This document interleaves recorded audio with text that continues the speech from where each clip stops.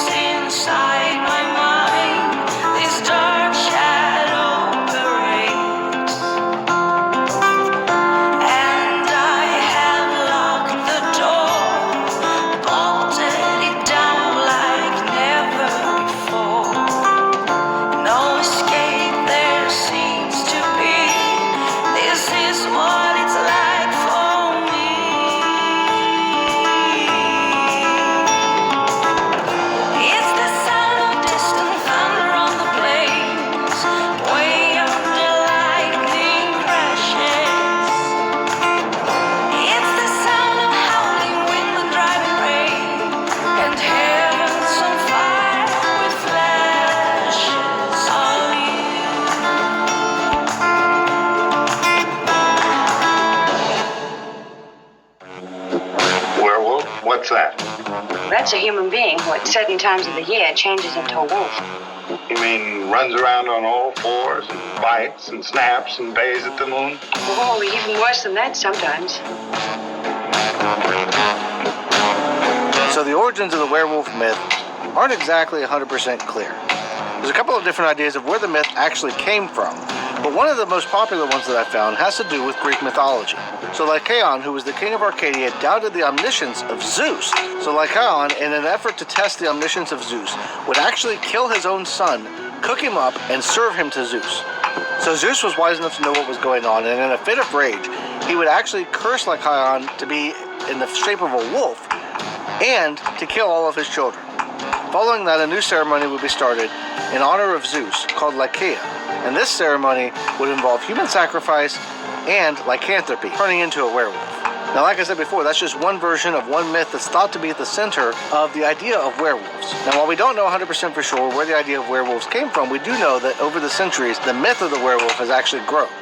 In 14th century France, for instance, Pierre Bergot and Michael Verdun would be burned at the stake for murdering children.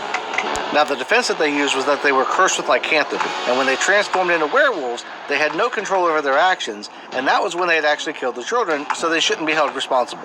This, of course, didn't hold up, and they were, in fact, burned at the stake for their crimes. And the idea of werewolves even permeates into modern-day media. Like I mentioned in the opening, the 1941 film, The Wolfman, was a big film back in the day, and it was actually one that was referenced in the newspapers while I was researching this Legend and Tale video. Now, the most well-known way to kill a werewolf is by using silver. Now, this is usually thought of in the form of silver bullets, but it's not just silver bullets. It could also be a silver knife or really anything that's made of silver. Sightings of strange creatures, including very large wolves, permeate Ohio history. And here in Defiance, Ohio, one such story has people scratching their heads even 50 years later.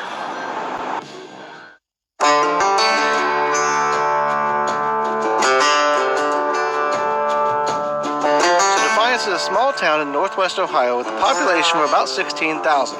It hasn't really changed a lot since the early 1970s when the story takes place. So the spot where I'm currently standing right now was once Fort Defiance. It was set up in 1794 by General Anthony Wayne.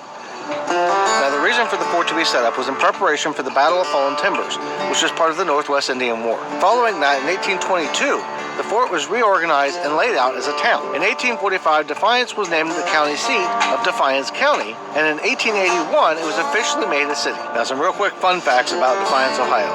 Indy 500 winner Sam Hornish Jr. was actually born here, as well as 24-time Horseshoe World Champion Alan Francis. So on July 25th, 1972, Ted Davis and Tom Jones were working overnight for the N&W Railroad in the rail yards when Ted Davis would have an encounter unlike any he'd ever had before. So in an interview with the Toledo Blade, Ted would say, "I was connecting an air hose between two cars and was looking down. I saw these huge hairy feet, then I looked up and he was standing there with a big stick over his shoulder. When I started to say something, he took off for the woods." Now, Ted would also say that the creature was 6 to 8 feet tall, and when it was running away, it looked like it was running side to side like a caveman in the movies. Now, Ted and Tom would also make it a point to say that the creature had appeared during a full moon.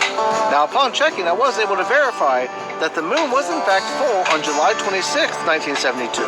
So it would have looked full to the naked eye for about that week or so between where the sightings happened.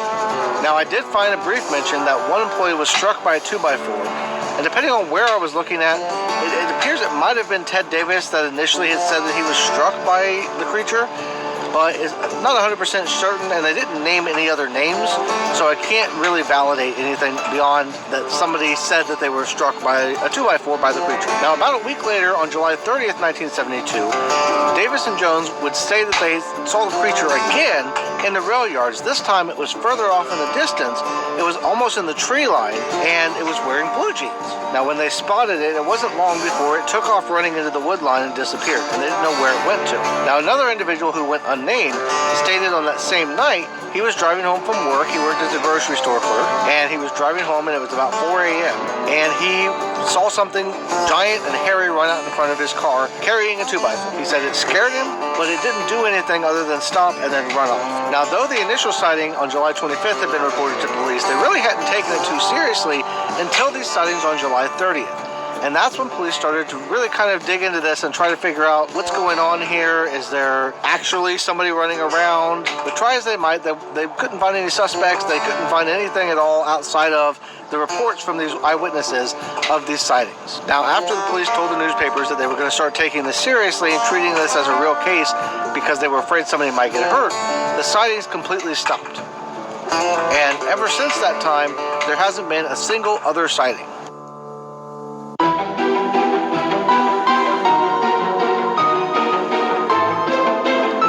What was it that Ted Davis and Tom Jones and the third unnamed person saw in 1972 in Defiance, Ohio? Was it actually a werewolf?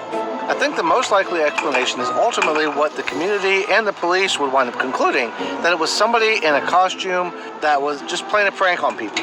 Now, we don't have enough information to really kind of figure out who it was, and I do find it a little bit odd that in the years since, it's been almost 50 years, and not a single person has ever come forward to say that they were the one pulling the prank or that they knew who was pulling the prank. It's kind of weird because normally in situations like that, especially something like this where all these years later there wouldn't be any jail time, there wouldn't be any consequences, it would actually be kind of be a funny laugh for a lot of people. That not a single person has ever come forward to say, yep, it was me, I was having fun, I was playing a prank.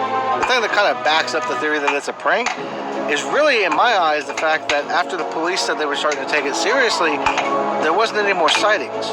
It's almost like the person that was doing it was actually aware of the fact that the police were starting to take this seriously, worried they might get arrested, face some jail time, and so they decided, hey, I'm just going to back off, I'm going to stop doing this now, and went silent.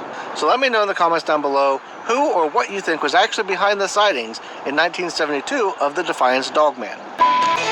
So but to test Zeus' omniscience, like Aeon, train coming by at the worst possible time. Sorry. Let it go. Now, Ted would also say that the creature was 6 to 8. Wow. That's really much? Well, I think the most likely explanation is that I think the most likely explanation is ultimately join me on this legend of Ohio. This legend.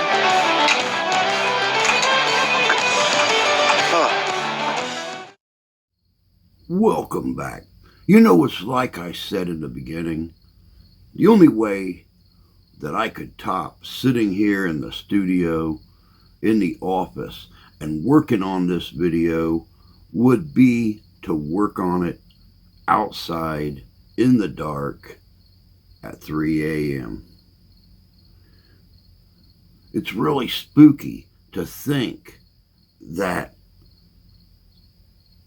this mystery happened in a town like Defiance, Ohio.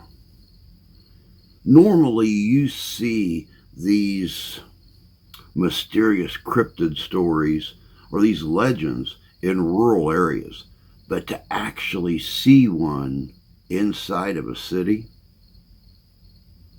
it's really weird. What was the Defiance Dogman? Was it a person in a costume? Was it somebody just playing games? Or was it really one of those mysteries that history left behind? Stick with us for the month of October as we continue the 31 days of Halloween on Living History's Mysteries. These stories are going to get better. That I promise. But until next time, take care of yourselves. Take care of each other. God bless you. God love you. We do.